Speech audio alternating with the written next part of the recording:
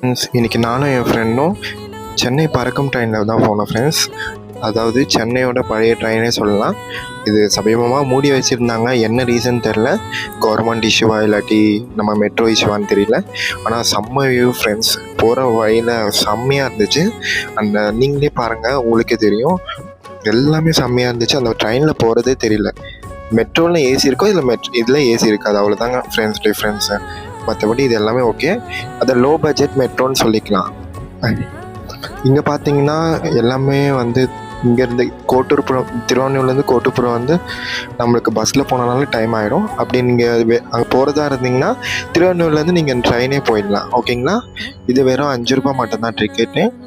அதுவும் இல்லாமல் ஒரு ஸ்டாப்பிங் இங்கே எப்படி போகிறதுனே தெரியல. ரொம்ப ஸ்பீடாக போயிடுது. மெட்ரோ மாதிரின்னு வச்சுக்கோங்களேன். அங்கே பாருங்கள், ஸ்டேஷன் கூட மெட்ரோ மாதிரி தான் இருக்குது. ஆனால் கிட்டத்தட்ட இது நிறைய பேர் இப்போதைக்கு யாருமே யூஸ் பண்ணுறது இல்லை. நிறைய பேர் ஸ்டாப்